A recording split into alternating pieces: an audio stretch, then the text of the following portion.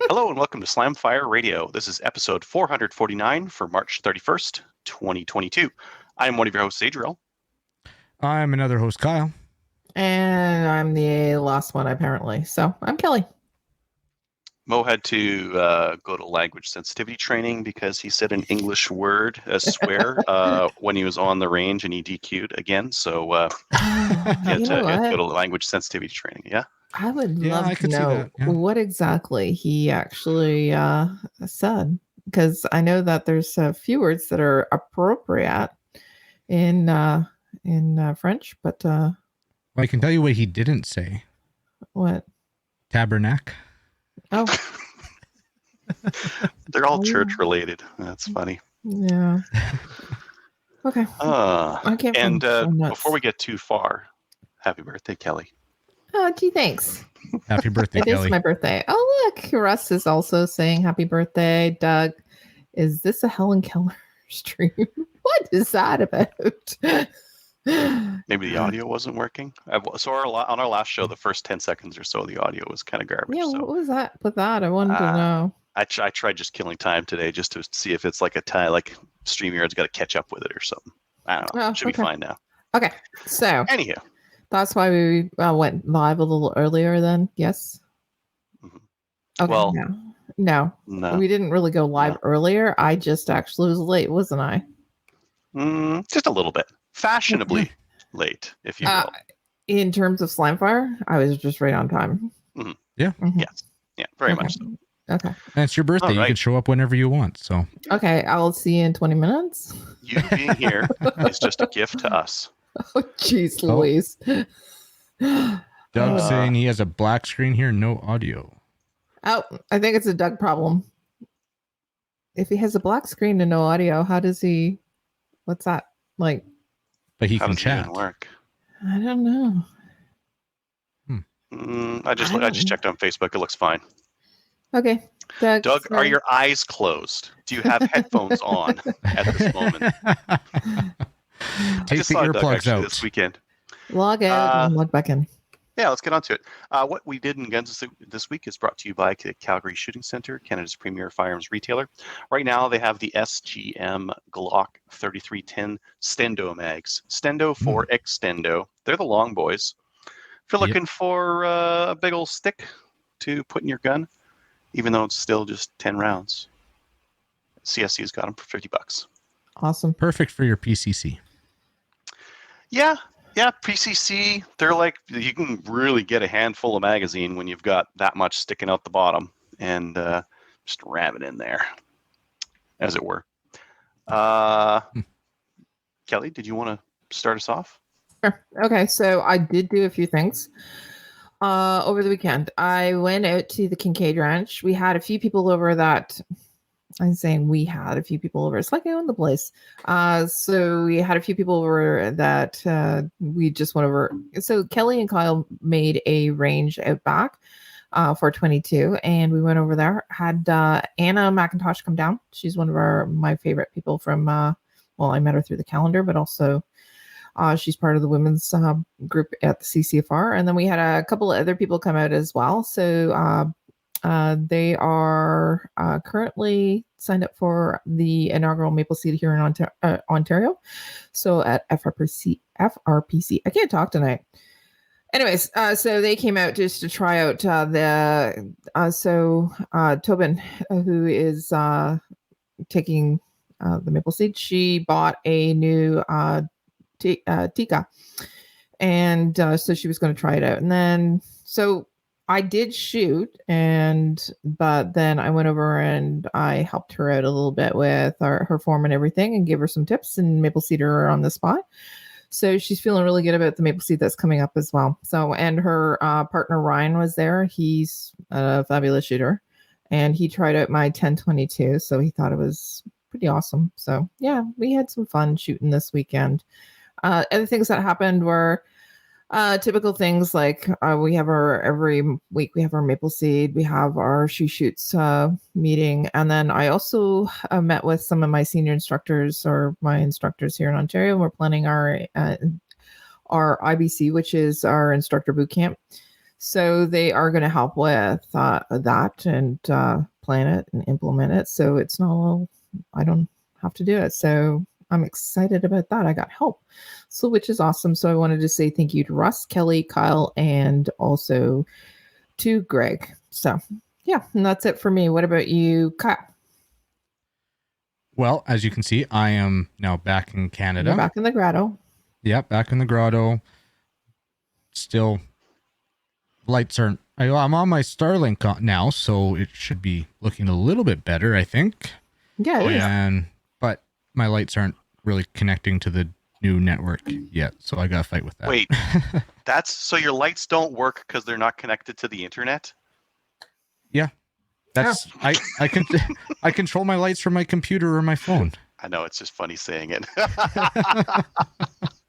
Your lights don't work because they're not connected to the internet. Yeah, the one light works. It's just my other one over here. But anyways, it was a fun trip down to the States as always. It is nice to be in home because missed the family a bit. But yeah, last weekend shot Big Tex. That was a fun match. There were 5 base stages, kind of reminiscent of the old 3-Gun Nation style base stages. So they're fast, but still a little tricky. And then there were 3 jungle runs, long jungle runs. So there was lots of running, and then 2 long range stages, and they incorporated clay throwers, which Awesome. I'm very disappointed in my performance on. Well, but the reality is you went down to the US, you had an opportunity to shoot some really big matches, and you had a good time. Did you do top 3, top 2, beat everyone overall, top overall? I'm trying to make him feel better there, Adriel. Of course. Actually, for percentage wise, looking at it and my past performances down in the States, at Big Tex, I'm right where I should be. Right at, okay. I usually shoot about 66%, and that's exactly what I shot at Big Tex. So while there were some mistakes, 66% of what they're getting, my God, they must have some hot shooters out there. Yeah, they do. And I mean, of course, I had some dumb mistakes, and of course, I want to shoot better, but there were some dumb mistakes. But overall, my rifle ran the whole time, so that was a huge bonus. Yeah. Mm-hmm. It was just all around fun, pushing out to 600 yards, and that one was a elementary move. I got through it just fine, but they had targets at every 100 yards from 100 out to 600, and okay, well, at the start for like the first 300 yards, I'll keep it at 4 power, and then I'll push it up to 6 to push out further. Well, I forgot to magnify to 6, but was still trying to use the same holds as if I was at 6 power. Oof. And they were calling shots like, we're not even seeing it. You gotta be shooting over. I'm like, okay. And yeah, I realized that afterwards I didn't magnify, and so all my holds were not on. But it's a case for running an FFP scope, eh? Yeah, just for sure. Under stress and forgetting about the changing the mag. Yeah. But yeah, it was just a full trip. Lots of talking with people. Great people. Always great people down there. There was one thing I wanted to mention. I didn't mention it on the first episode when I was down there, but that gun shop. This is a really cool thing. That gun shop in Beaver, Utah, that we had spent a couple hours at, and they had the explosive round in that. Mm-hmm. Well, when we were talking there, buddy Craig, he was telling about what we were coming down there with, and asked him if he had ever seen a Luego alien. Well, he hadn't, and so Craig went out to the truck and brought it in, and the owner was there checking it out, and, oh, well, do you mind if I put a few rounds through it? And Craig's like, well, you got a range here? Well, kind of, sort of. So he grabs Ear Pro and hands us some Ear Pro and that, and announces throughout the store, okay, going live. Walks through the back door and opens up this hatch in the floor. What? Opens up the hatch to the crawl space, and yep, there's my range. Function testing. Boom. them. Yeah, exactly. Yeah, so that was pretty cool. You never get away with that here in Canada, so I can imagine his neighbors love it from time to time.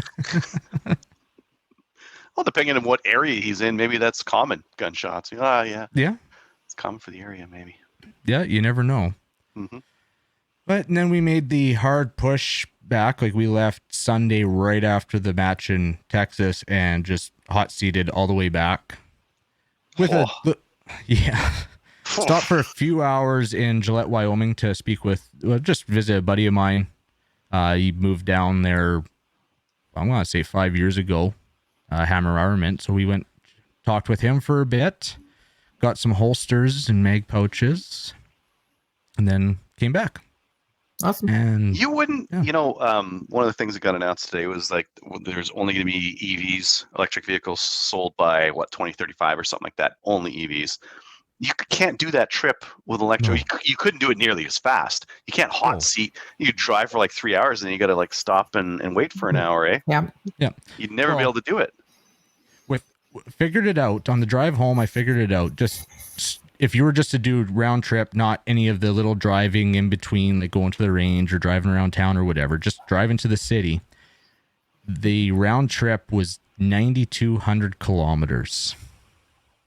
How much mileage did you actually put on the car though, or the truck? Enough for an oil change. Yeah. Yeah, her too. You did an oil change right before we left, and we were coming back through Denver, and it dinged to get an oil change. So we got an oil change down there. Yeah. It's also cheaper down there too. Do an oil change. Anyways. Yeah. But good for you. Yeah, there was so much going on that trip. To try and recap it, it's tough because it was a very full trip.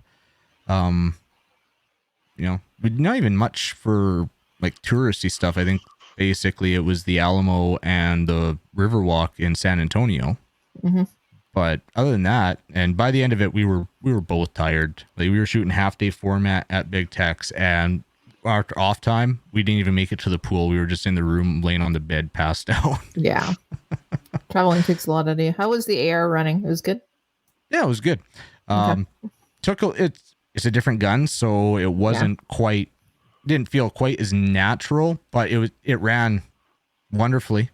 Ran great. Better than That a WK? DH3 trigger.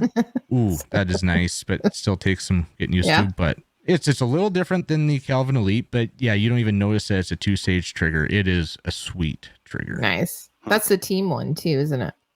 No, they're selling. It's not the team one. It's the one Daniel Horner basically. Oh, I thought design. that they had coordinated it so that you got one of the team ones that they were shooting. Oh, the rifles. Yeah. When they used to have staff that would shoot. I think they kind of stopped that program, but yeah, that's the rifle. And I don't know. I think it just had the AR competition trigger in it before. And I asked them to throw in the DH3 so I could give that a good go. Yep. Yep. And then that made its way into my bag back home. Awesome. With their permission, of course. Obviously. Yeah. Yeah. Okay. But yeah, the trigger was really good. Okay. Sounds good. Cool. And now I actually picked up some parts. I got some parts from Aaron Hayes. So some those captured follower connectors from Roth Performance. Aaron Hayes had a few of those, so got some of those. So I will be finishing putting those into both my M2s. So I'll actually finish this other M2 build I have. And then I got a Breda build to do, and don't know what I'm going to do with the Breda. I'm thinking I'm going to end up selling it once I have it built up, but I've heard bad things. I watched some match footage from Taylor at Chaz, and it looked like that shotgun was slowing him down quite a bit. Yeah, well, Craig, the Beretta was from Craig, and it's like, okay, yeah, you know what? He said it ran for him. He just had to get the right slug. So I have it. We've made a deal. It's basically my shotgun. I just build it up and sell it, and yeah. Cool. Awesome. I'll go do some testing through it, though. Obviously, I'm not going to sell it and be like, oh, yeah, it's totally good, ready for 3-gun, and it jamming up. And, yeah, other than that, this weekend, Saturday, I'm going to be doing some work down at the range. I guess they want some hand with some targets and whatnot. And Crystal, I haven't asked her if I could say this, but I think it's all right. She is actually doing her PAL and RPAL course this weekend. Ah, Nice. Yeah. We finally Congratulations. decided to get her in there, so it'd be good for her to be in there. So yeah, she's doing that this weekend. Awesome. Cool. That sounds great. Yeah. But that's my rambling. So Adriel, what about you? I did a ton of stuff. My handguns are still transferring, but the CFO called me today. I assume it was the CFO. Some lady's like calling me about a transfer, and I call them back, and they're like, "So 7?" I'm like, "Okay, let me tell you the story here. This, and the other thing. Okay. Oh, okay, that makes sense. And you know about like storage? Yeah, I know. Okay, good. Okay, so we'll get this done sometime or another. Okay, great, cool, thanks. At least there's movement on it. Yeah, at least there's movement on it. And you knew they were going to call you. Last time I got, I just got really impatient. I called them, and they're like, "Oh yeah, there was a manual flag on this thing." So I kept calling them back. I'm waiting for like they're gonna have it flagged. They're gonna have it flagged, and they didn't ever actually like identify that. They just called me back. Oh really? Wish they have just done that though. Yeah. Or just a way of like, I know this is gonna be flagged. Why don't you just ask me the questions right now? Yes, I know I'm supposed to. Yeah, only to the range and back. Okay. I know how to do it. Yeah. Yeah. But yeah, it's it looks So, like but there's progress. There's movement. progress. Yeah. No email for it. yet. No transfer Yeah. email. But Okay. like before, it was a day before. Alberta transfers were a day before. So for this to be like, this is 2 weeks now. Just over 2 weeks is a little bit far. But See, when you do something really, really well and it takes a little bit longer, then people get pissed off. Whereas, like in Ontario, when you do things pretty slow and it takes, maybe 3 or 4 days, everybody's going, "Oh my God, this is amazing." Is that just your general life experience set the bar really low? Yeah. it's like and island deliver time. high. Yeah. Yeah. Anyways, People those are still so going. happy. Yeah. I've been Anyways. picking up some tools. I hit up Canadian Tire for a couple of sales. I got like a bench sander, a nice big vise, drill press, a couple of things that will Oh be dear. on some guns. There's going to be some heavy Nice. mods happening in the next little while. The Dremel, no, bigger. The Dremel bigger. is no more. A 9-inch I still got angle the grinder. Yeah. I got a 4-inch angle grinder. That one made quick work of the port, just like roughing in, just like getting some of the aluminum off there. Oh yeah. All right. Quick work. I've been setting up maple seeds, so I've been. Yeah, you can slow it down anytime now. You know that, right?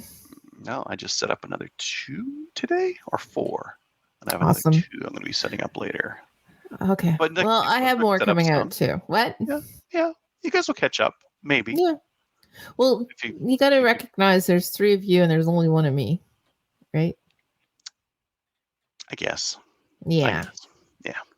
But don't worry, I'll have people promoted before the end of the year. Already working on it. I have no doubt, and you have lots of people out there too that are desperate to get into maple seeds. Although it seems like we're slow selling ours out pretty quick here too. Yeah. So thank you everybody who's listening, who actually or has told people about us, because non-COVID years, we are going gangbusters. People are just wanting to get in, and we have a lot more events happening this year. Obviously, a lot more earlier too. So and they are selling out. This weekend I got a busy weekend too. I've got a Stop the Bleed refresher on Saturday. Cool. I'm probably getting some guns out to the range too. So that's going to be at Sherwood Park, and then I've got a Maple Seed IBC. That's an instructor boot camp on Sunday, and that'll be at Chaz. So I will be at both my ranges this weekend. Awesome.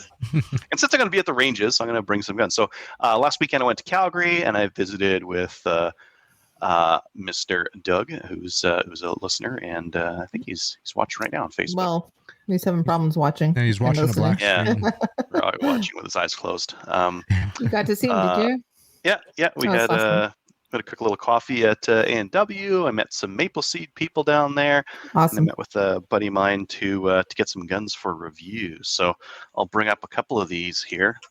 One of them, it kind of looks like something you'd normally see, but it's a little bit different. Any guesses? Any guesses? It's a jarred J180. So this is the Wow. gas tube guy. So there's a gas tube up there, and yeah, I'll be reviewing that one. I'm not going to spend a lot of time talking about it right now, but a couple things are kind of interesting. You can run an AR safety. That's kind of nice. They've got like a thinner profile bottom there, and the DI is very important. If you ever wanted to swap barrels for something else, that gives you access to a whole ton of options that you just can't get with the WKs. So is that lower receiver bolted together? I'm looking at the front of the mag well. It looks like there's screws at the front of it. Like it's in half. But. Yeah, it does look like it's in half. Yeah, that's a part line going down the middle there. Yeah. Mm-hmm. I haven't really done a deep dive on it just yet, but yeah, there are a bunch of screws like holding that lower together. That is interesting. Yeah, I think it's fine if it's aluminum. Like I had a Blaze 40, no, the Blaze 22, and it used clamshell designed plastic. And the disadvantage there is that you're using like screws into plastic, and like that is not a recipe for longevity. But like little bolts into aluminum, I think that would be okay, as long as you don't like over tighten them and strip out the aluminum. That would really hoop you. Now, one thing that is on here that I think I noticed on Spectre Ballistics is also making an upper. Yep. They ran a Picatinny rail on the back, a spec Picatinny rail, and when you do that. So many of our other WK 180s and WS-MCRs and that kind of thing, it's a non-spec rail so that they can get matched height with the forend. You see the forend is a little bit lower. This one runs a spec rail, and I believe the Spectre Ballistics one does as well. Okay. Disadvantage if you ever want to run like irons or night optics or something like that. Not something I care at all about. It's just I was thinking like 45 irons. That would not be. The amount of adjustment on that would probably be no, but like you could run like a scope and you'd run your 45 red dot over up here anyways, right? Or maybe closer up to the front there, but you wouldn't run your 45 red dot on the forend or anything like that, would you? I wouldn't. No. I'd pop it right there. Yeah, in fact, I'd probably be getting the mount that had the 45 Picatinny on it, and it basically puts it right at the back of your scope, pretty much. Yeah. Yep. So that's one. The next one to show. A little bit more wood on this one. No. Yep. This is like, I don't know if I want to go shoot shotguns or shoot rimfire or just shoot both. Both? Yeah. Nice. Both at the same time, yeah. So this is a Savage 24 with a 410 bottom and a 22 LR upper. And you Neat. just pick what you want and make your shot. Cool. So that'll be coming up as well. And then while I was at it, I've been doing a couple of 22 things. This is a couple of Spectre Ballistics parts on here. That's the Spectre Ballistics C71 receiver. Mm-hmm. So this should take your 1022 parts or whatnot. Is that doorbell on my side or yours? Okay. It is mine. I'm expecting meeting any minute now, but this also has a case hardened bolt on it. So that's the Spectre Ballistics bolt and their charging handle as well. Okay, gonna get it out to the range, try it out. It's neat. I like it. Oh, this has got the Delask barrel on it, and you see they've got this muzzle device on there. That's a linear comp. I like it. I like the match there. It looks pretty slick in my opinion. It's not like a full, like you can't even tell it's there, like when they butt right up against each other in the same OD and all that kind of stuff, but I think it looks pretty good. Yeah, it does look good. Yeah. Oh, and Kelly has disappeared, but she'll be back. Probably had to get to the door. Yeah, but yeah, really interesting. So I've got this weekend when I head to the range, I'm going to be taking all three of those. I'm going to be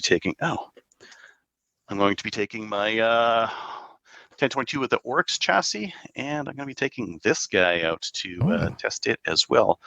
It should make seeing those bullet impacts a little bit easier. Yeah. So this is a Vortex Viper 20-60 by 85 spotting scope. So nice.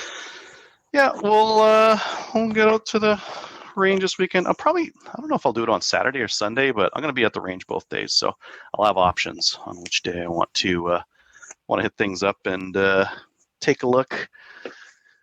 See what's going on. I wonder if there's anything else I should do at the range. I was actually just looking for my pass just before we started the show here, and I found both of them, thankfully. So That's good. just because, like, from the move, I have a lot of boxes with random stuff in them still, and I'm getting a little bit closer on the gun room.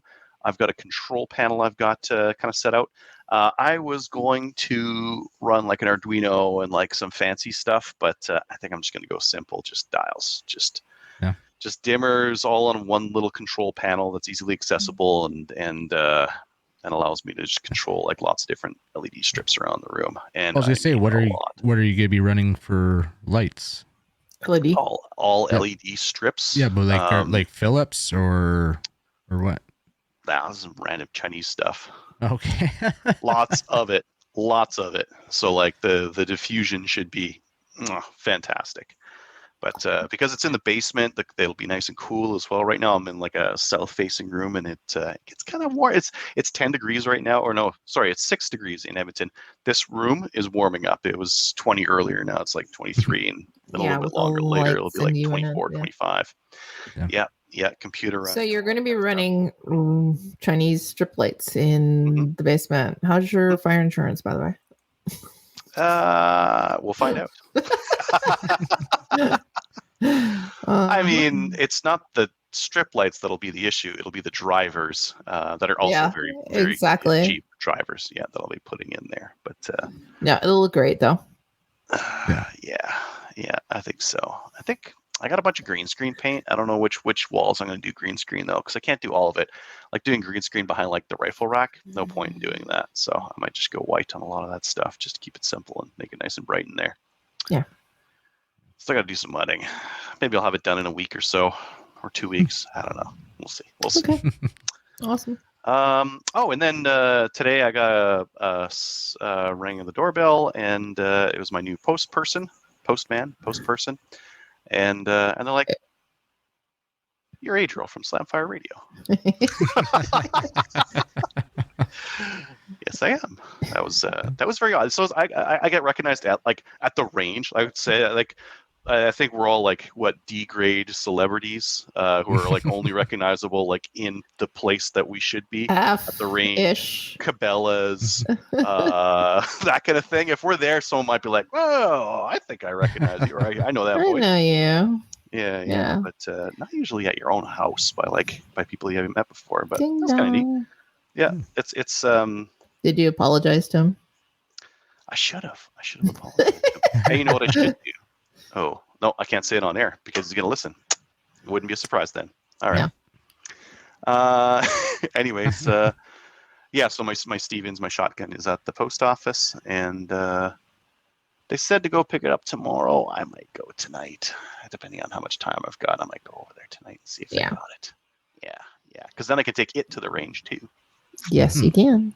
And just shoot into the sky and do nothing because I don't have any clays or anything like that. I'm not buying clays. I'm just going to go blast some shots into the sky at the range. Yeehaw. But you shouldn't. Yeehaw. Proper Berta stuff, right? Anyways, and no handguns because I have no transfers. I have no handguns. Next week. Just, yeah. That's maybe. Degrade celebrities. Yes, we are degraded celebrities, Jason. Let's get on to upcoming events. Upcoming events is sponsored by Telos Alpha. Telos Alpha is a Canadian digital agency that works exclusively in firearms vertical. They help with business processes, strategic planning, websites, and battling the stigma the industry carries with banks, merchant processors, and social media. Events. Maplestory Events have started to be released. Actually, I am just working on sending an email out for some events in New Brunswick. Those are coming up. And we have some coming in Alberta that we have never been done before. Never been to these areas of Alberta before that are coming up. So cool. And we have 4 of those that we'll be doing. Yeah, it's good to see. I also listen to me. I am also going to areas in Ontario that I've never been to before. So that's awesome. Fantastic. Yeah. Yeah. We're getting to the point. Our website, like the host thing that it's on, can only Yeah. support like 30 events, we're going to have to start pulling out the later ones because we won't have room for them anymore Yeah. because we have too many. Good problem to have. Good problem to have. Yeah. Very. Yeah. Okay. Yeah, anyways, lots of Maple Seed events coming up. We've mentioned all these other ones before, haven't we? Yep, we have. Cool. Okay. Ladies' Day. If you want to run a Ladies' Day, so Ladies' Days are actually pretty easy to run.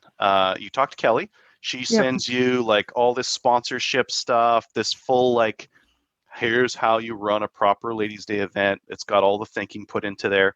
You just ask her. She sends you that, and then you run a Ladies' Day. You get a couple of volunteers from your range to host to like different activities around the range. Someone to like meet and greet at the front, and it's a great way of getting more ladies familiar with your range and more ladies into the shooting sports. So highly recommend that you try to do it. It's like a one-day kind of event, and a couple of calls on the lead up to organize, and they're fantastic. Highly recommended. Email Kelly at slamfireradio@gmail.com. CCFR, we don't have any of those. So we'll we do actually. I just put it in. CCFR Legal Fund donations. Okay. So we have a couple. So Monty Lake Outdoor Life Club has donated $2,000 to the legal fund donation. So challenge. Nice. Awesome. And my home club of Frontenac Rifle Pistol Club, which is FRPC here in Kingston, it has donated another $5,000 to the CCFR Legal Fund. We actually, I think this is about 25,000 that we've donated so far since the legal challenge has started. So nice. Thanks to my club. Yeah. So those are all the donations that have been recently published. Awesome. Let's then get into New Gun Stuff. New Gun Stuff is sponsored by Bolt Action Coffee. If you want some fancy gun-themed coffee, go to boltactioncoffee.com and use discount code SLAMFIRE, and they'll mail you some. This one that I put in here, RWS Ammunition, they're making a super special 22 LR round. Let me see if I can share my screen here. And that guy right there. And it's for distances beyond 167 yards. I don't know why they picked that number, but this new bullet is different. It's got a little pointy back on it, kind of like a boat tail, but not quite a boat tail because it's a heeled bullet, but very interesting. A pointed tail to get high BC on a 22 LR bullet. And it's a heavier bullet as well because they're how many grains? I don't have it pulled up. 2.8 grams. I don't know what that equals in grains. I guess I could just ask Google grams in grains. And that is, that's not what I asked for at all. But it's 43.2 grains. Okay. That's not huge. So that's how it's a tiny little pointy bit on the bottom there. That's all. Yeah. But plus long range. Oh, they say the grains right there. 43. Yeah. 43. Oh, there you go. Oh, look at the pictures there. Oh, weird. It's like the back of a turbine or something like that. Oh yeah.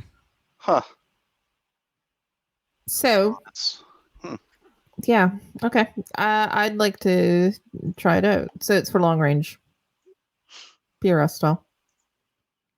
Will it come up against the Ely Force, the Lapua Magnum of 22 LR, as Rick likes to say?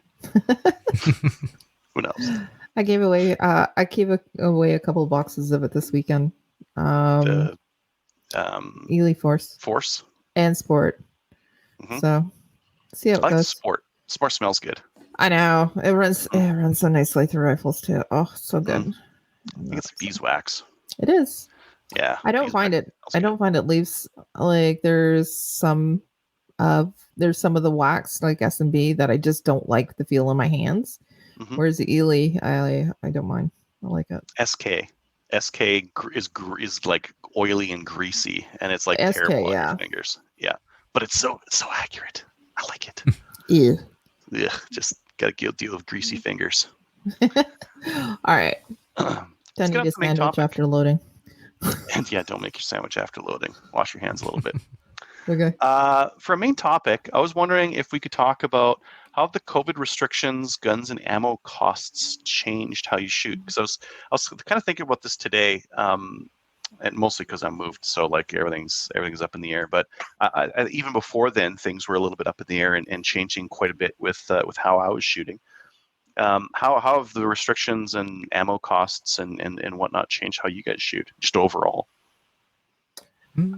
Specifically, reloading or trying to reload. But with the COVID, it's impacted the amount of matches and things. So it's basically, if you were shooting, I did more shooting for myself this last 2 years, which was fantastic. Okay, so ranges were closed down. And then when they did open, they were only open to members.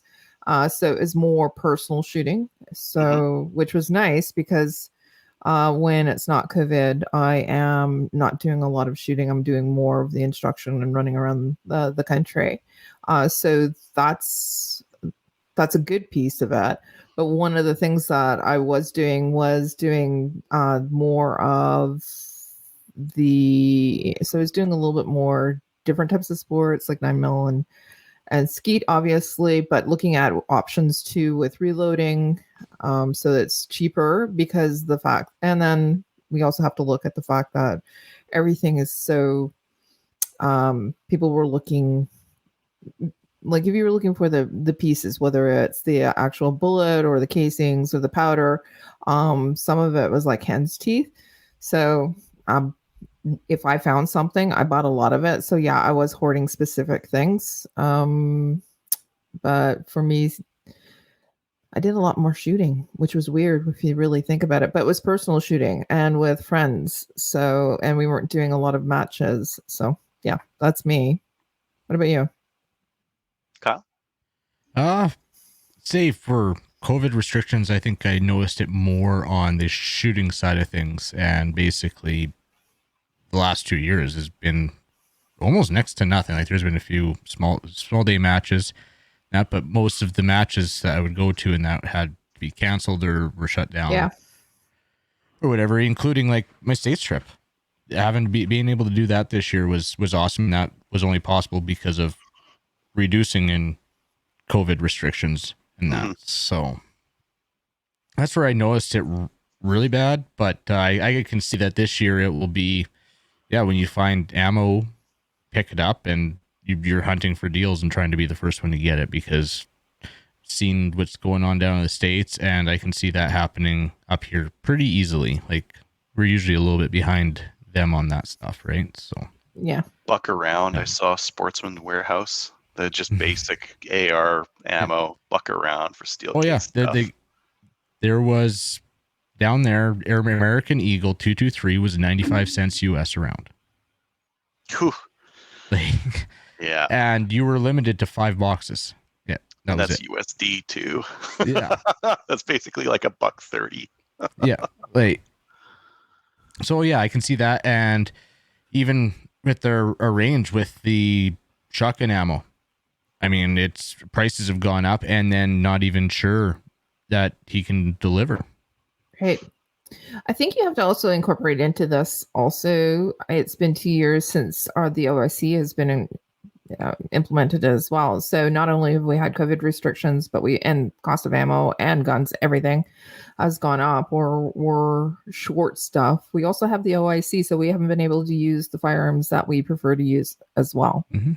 So there's been so many things that have affected us in the last 2 years with shooting specifically. Oh, for sure. And like for me, yeah, you're right. There's a whole gambit of reasons. My range not being able to shoot rifle there, because that got shut down in the midst of all this too. Right.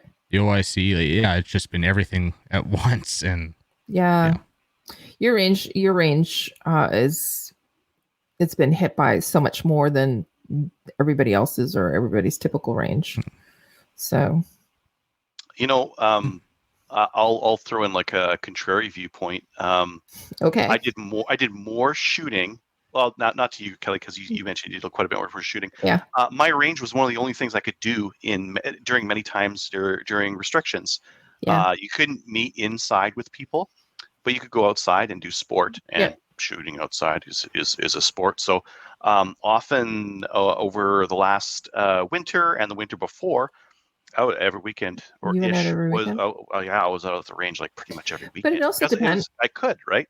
Yeah, it depended also on which province you were in as well. So it was provincial Mm-hmm. restrictions. They were managed. And with us in Ontario, gun ranges were one of the restrictions. Ski hills and gun ranges were two that were shut down when they introduced the restrictions. And then when we actually opened up, it depended on the range themselves. Like the one that FRPC, which I belong to, was a little bit more cautious. So they only allowed members, whereas other ranges that I've been to, it allowed outside members. And you're right, it allowed for a little bit more shooting from. Is we both sat. We went to the range and we got some things. We got to shoot too, but I also got, like, for example, if it didn't happen, I wouldn't have been able to do my black badge. I've been trying for how many years to actually get into a black badge because I'm so busy, but because COVID had impacted the ability to have group functions, I was able to actually get my black badge this year, which was something that I've wanted for a long, long time.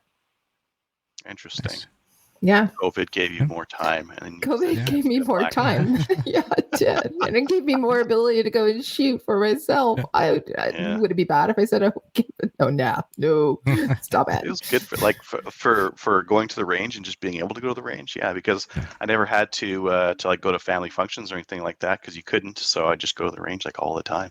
It was great for that. In terms of like guns and ammo costs and that kind of thing, hasn't affected me whatsoever because I was just well prepared for it. I wouldn't say call myself like a prepper, but I buy ammo when it's cheap and I stack it deep.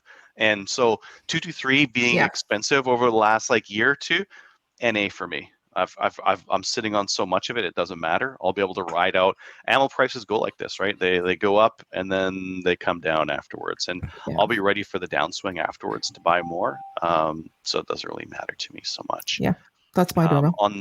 That's good. On the gun side, yeah, I can't use my AR, so I switched over to WSMCR and. Yeah. Tomato. Like it's not as good. It's not as good as an AR, but that's okay. It's non-restricted, so now if I really wanted to, I could, and I have a couple of times this year, is just grab a mag of hollow point or soft point and take it out coyote hunting. Yeah. And that's not something I could do with my AR. Now, with my AR, it was only sighted in for the blaster FMJ ammo. I would never sight it in for commercial like hunting ammo, or never even care about that. And you always got to wonder, like with soft points, if they're going to hit to a different point. I was always hunting like pretty close in though with my WSMCR, so I didn't really care if it was like a little bit off. It should be fine, right? But I guess that's one consideration, because like if you wanted to use like a competition rifle, it's nice that it's sighted in for your competition ammo, and you're not trying to like do too much with it. And because that's another range trip. That's another range trip. Sight in with the other stuff. Go and then go hunting, and then I got to go to a 3-gun match. And you got to sight in for the other stuff. So kind of is nice to have both. But whatever. So you're talking about ammo itself. Were you, for lack of a better term, trying to cheap out a little bit because of the cost of the ammo with the rifles you were using? No, my match ammo is just like burner, blaster, bulk, 193 basically spec ammo, 55 grain FMJ, right? And I've just always used that kind of stuff. I've tried some fancier stuff for long range for 3-gun, and yeah, it's more accurate, but who cares? Just keep sending it. I'm using a red dot, like a big blurry red dot. Who cares? Just keep sending them. Yeah. On shotgun ammo, I have a picture of my Jeep when I got to Cabela's had a sale on ammo where I got Winchester stuff for $6.29 per box, and I filled up the back of the Jeep with shotgun ammo. It was like caving in the cover for the spare tire. And on pistol ammo, I think last year they had there was a break where it was like really expensive, and then I think Tanda had like federal 115 grand aluminum stuff.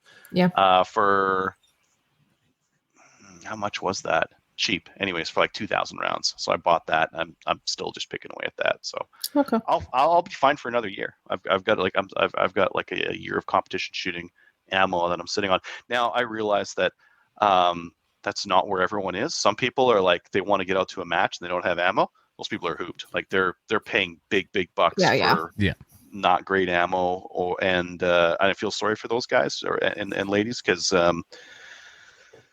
they would have had to have been in the game 2 years ago and had the money to outlay to invest. A lot of people use the word invest in the wrong places, but I would call this an investment when you buy like 2,000 or 3,000 rounds of 223 at a low price, or 22. I'm also sitting on probably 10,000 rounds of recently purchased 22 rounds because I got a 5,000 of CCI standard velocity and I got 5,000 Blazer 20. So I got like just piles and piles of super cheap 7 cents per round or less 22 LR. Yeah. Nice. I did the exact same thing too. So I stockpiled on a lot of stuff. I did find a place which had 28 gauge, 28 gauge. So I bought cases and cases of that, and they gave me a discount too. So thank you. And it was a good price to begin with, and they gave me a discount. So thank you very much to them if they're listening. But the one other thing too is, the more that I think about it, like, as I said, I was able to take the black badge course. I was able to, I got into hunting as well. I was able to do that, take the course and then go out hunting. And again, it's because I was less restricted in doing ladies events and maple seeds. So it was a great break. I'm ready to get back into it. But Adriel, you're right. I also stockpiled on stuff that was cheaper, and I hoarded a little bit with it. So it means that, again, I can shoot and I can shoot more stuff at a cheaper price. So yeah, I did it with 223. I did it with the 28 gauge, and then I did it with 22 as well, and 9mm. Yeah, it's good to have those like standard ones, like a good supply of them, just so that, and to buy it in bulk, because buying it in bulk is really where you get your deals on that kind of stuff. Yeah, make a friend with somebody. Mm-hmm.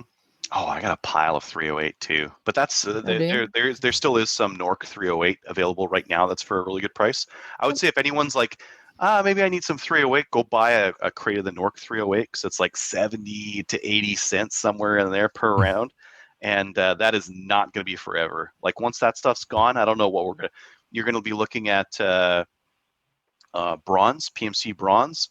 You're going to be looking at like that Lake shoots City. just fine. That it's fine, but it's expensive. It's not 70 cents per round. It's like $1.25, $1.50 kind of a thing. Whereas the Nork stuff is pretty cheap. It's not very good, but it's very cheap. Yeah. So if you want Blaster 308, I would buy some now because that's limited time. There isn't really a lot of like Hurtenberger or anything else out there that like all that stuff's gone. It's Nork or brand new commercial, which is a lot more expensive. Right. And we can see that Nork because of the fact that Americans can't use it or buy it. So we get it. So what about guns? Like obviously we've been hoarding our ammo, and we were getting it at a good price, and we knew it was going to happen. So what about guns? We saw the increase obviously with OIC. We saw the increase in pricing to SKS's. Oh my God, my portfolio, my gun investments, because they are now. I 100% support you in your comments that it's an investment because you buy low and you sell high. My stupid Mosin. I bought a Mosin for $179 like 4 or 5 years ago, and someone was like, "Oh yeah, they're like $400." I'm like, the heck they are. You are completely crazy. And then I looked it up. Yep. 4 to 450 for a Mosin Nagat. Oh my God. What a terrible deal. Anyway, all my red rifles are like sky high in terms of ROI on all those things. It's time to sell stuff. Stuff that you don't want. They're not making anymore. They're not making any more of those. Yeah, I do have some stock of stuff. If you have stock and stuff that you don't want, it's time to sell. Yeah. Because it'll come back down eventually. It will. Yeah. The market always goes that way. Yeah. So, but has that caused you? So, has the OIC caused you to go and do some purchases that you didn't think that you would do? And Yeah.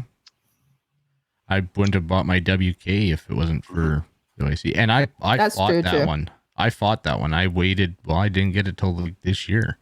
I was still trying to figure out. I didn't want to do PCC, but I was prepared to buy a PCC. Didn't want a WK. Ended up buying a WK. I mean, if it wasn't for the OIC, I'd have a modern sporter built right up, and I wouldn't even be looking back. I wouldn't even be looking at an AR. Yeah. You could always go the RDB route. Ugh. Taylor went with an RDB. Doesn't seem to slow him down. And all the power to him. All the power to him. Once he gets a couple of matches in with that thing, I want to have him on and ask him about that, because he's saying there's no difference. I don't really believe him, but he's obviously doing really well. So he knows something that I don't.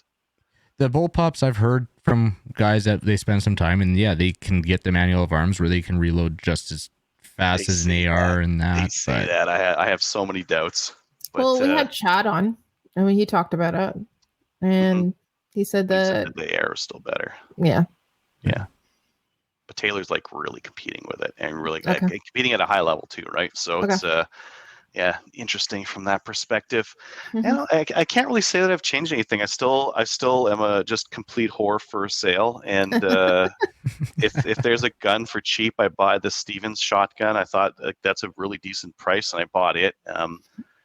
And I've bought a lot of other stuff just like that. And I think that the prices of stuff that I've been buying hasn't really changed a heck of a lot. I got a Savage Axis over Boxing Day there for $350, I think, after rebate and that kind of thing, which is about par for the course for that kind of thing. There's no inflation on that. So I can't say I'm really buying a lot of stuff that's inflation, but it's because I have the privilege of sitting on a bunch of ammo and needed necessities, so I don't need to buy anything that's inflated right now. So Adriel, what I know of you is that you will search for stuff and you will buy if it's a good price and it's on sale. You hardly ever buy at cost, ever. Like MSRP, yeah. My Shadow too. Because they do map pricing. There's no such thing as a sale on those things. That's true. An advertised sale, they can do an in-store sale. Yeah, they just can't advertise. Yeah, it's advertised but I buy all pricing. my stuff online. Yeah. That's how I get stuff at a good cost at some of the stores. I'd be interested to hear how our listeners, how COVID, how price of ammo and different things, how it's affected them. Specifically, have they been able to shoot more, or they shot less, or have they had to turn to reloading? Russ is talking about he's doing a lot of reloading right now, so he shoots. And that's gonna as well. That's gonna get tough because of just being able to get primers and powder. Yeah. Yep. That's cost exactly of gas to go to the range. I fueled up my wife's Kia car the other day, and it was $75. Yeah, that's the big thing, right? Oh. Yeah. Wow. Gas will more than anything, the price of gas will affect you and your ability to participate in your sport, whether it's going to the range. Okay, Adriel, you have a little bit of a drive. I've got my range is 5 minutes from my house. Same. So yeah. But it also means that competition wise, are you willing to go and do that drive? If you're driving for 8 hours to go, I'm in Alberta, so this is like NA for me. Oh, price of oil goes up, fantastic.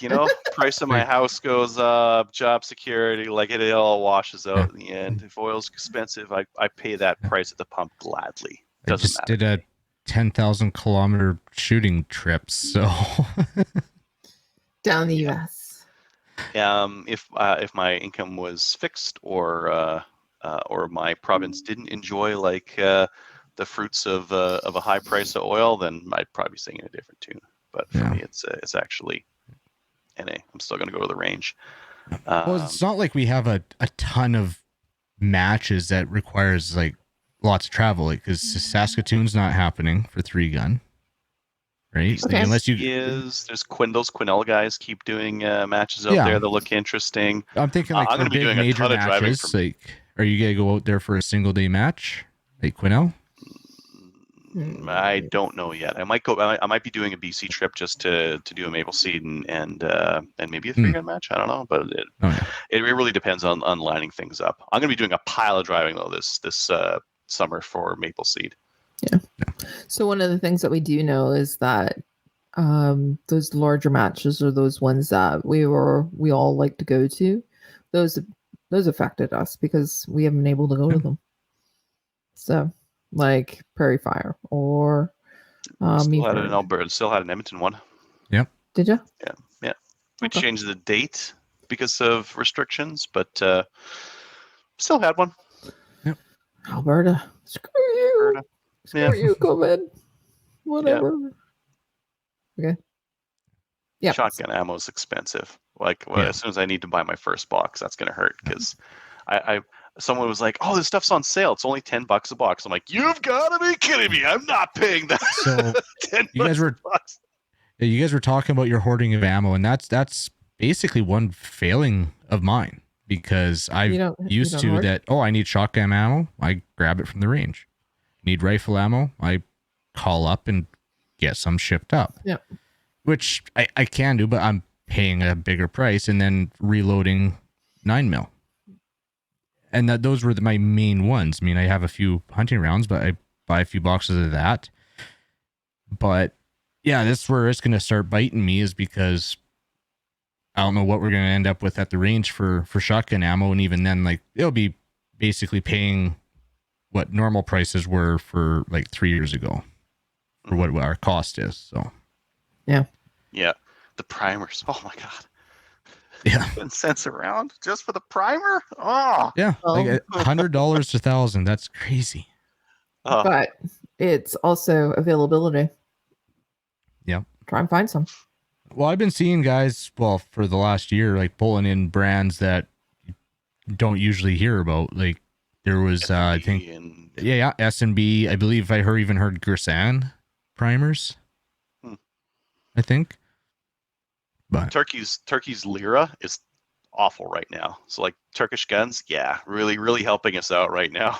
Turkish guns are so cheap because the lira is just like tanking so poorly.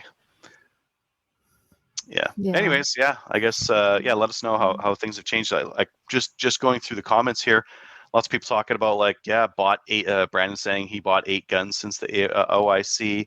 Russ was saying he bought 11,000 primers last year when the price jump was. Paid $310 for 8 pounds of little gun for the 410. Yeah, so he's stocked up on his stuff.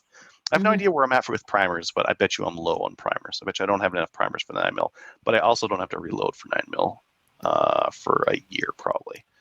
Yeah, I think I got just over 2,000 primers for 9mm for small pistol. So I'm gonna be looking soon. I got a pile of small rifle. You can use those in the 9mm small pistol, right? I think you can. I don't know. Yeah. I'd have to do some looking and figuring on that. But like projectiles, I think I'm still sitting on like 5,000 projectiles, so I'm good. And those are locally sourced in Alberta, so that's not really. What are you using for your bullets? JTT. Price good. Are the price good on those? Yeah, price is good. They're polymer coated lead. Mm-hmm. And they're Ian out of Sundry. Good price. Yep. Okay. Neat. Cool. Yeah. All right. Let's get on the show. Yeah, let's get on to listener feedback. Listener feedback is sponsored by Armory DC Gunsmith. Armory DC Gunsmith is a full-service gunsmith who specializes in firearms refinishing. He offers hot bluing, Parkerizing, and Cerakote finishes, as well as wood refinishing. He's also got a bunch of ammo, so if you need to stock up, head on over there. Check out his online inventory of new and used guns, firearms, accessories, optics, and more at dcgunsmith.ca. I'll take the first one here. Hey guys, Adriel was kind of correct about the forced reset triggers. The ATF did issue a letter stating that they had determined that some of these are being considered machine guns and authorized ATF agents to seize them from dealers. They did demand them from a few dealers, but only 3 dealers were approached on this, and they all voluntarily let the ATF take the triggers they had on hand. A company called Rare Breed is the primary manufacturer of these triggers, but there are others. The ATF letter says some of them are being called machine guns, but failed to specify which ones. They also failed to mention how these were suddenly declared to be machine guns when they do not fit the legal definition. The user still presses the trigger for each shot fired. Rare Breed filed an injunction against the ATF, but the judge dismissed it because they missed a filing deadline. We'll probably end up in court though, since the ATF has to at least go through the rulemaking process like they did with bump stocks. This is simply an open letter that they seem to think allows felony level enforcement on parts that have never been considered machine guns in the past. Right now, everything's kind of in limbo with these triggers, but so far the only action has been those 3 voluntary seizures, and Rare Breed is still selling them on their website. I guess we'll see what happens. Mm-hmm. Kelly, do you want to read email 2? Okay, so it's also from Spencer. It says, by the way, the hinge pins I mentioned on hinge screws with a pin sticking out of them. You take out the corresponding hinge screw and the pin goes into the screw hole. It won't stand up to a chop saw, but if someone separates your hinge by pulling the main pin, it keeps the door from being removed. He also included a link. So it's when we were talking about hinge pins or hinge screws or... No. Okay. Remember we were talking about for Adriel's door? It's the hinge... The hinges. Okay, that's interesting. I get it. The pin goes into the other end of the hinge, tacked like a deadbolt on the one side. Right. Yeah. Okay. So is that stronger security than hinges. a regular That's it. hinge? Security hinges. Yes. Well, is that stronger? Well, I see what it's going for. If you have access to that pin, you can't just pull that side of the door out because it's being held in by the plate. I would still use your 3-4 inch screws in there. Not, but it's actually got an interfacing piece on that side of the door. So I see the theory and how they work. Neat. Yeah, I was looking at it. Yeah, so if you, I understand actually. Cool. There's something I learned today. Yeah, it makes sense. Yeah. Thanks. If you want to engage us with us on like Patreon or Instagram, head over there. If you'd like to review us on Facebook, that'll be fun. We'll read it on air. I do have a listener feedback that was not listed in there. Okay. I got a text. Yeah, I got a text just before the show. The show. Yeah. From a gentleman who is down in. He basically, as we came up from the States, he was heading down for Barry Steele, but he was saying he listened to the show that we had Ross from TPC on. Awesome. And he contacted Ross class this weekend with Skylink's fallen. Skylink's fallen. Yeah. Sorry. He contacted Ross and he signed up for a course? Yeah, he's in a course this weekend. Awesome. Oh, cool. That's great. So yeah, he wanted to say thank you for having him on. There's one thing that we can get our listeners to do. I would hope it's getting them to do training because it makes such a big difference. Yeah. Yep. Awesome. Thanks for that, Kyle.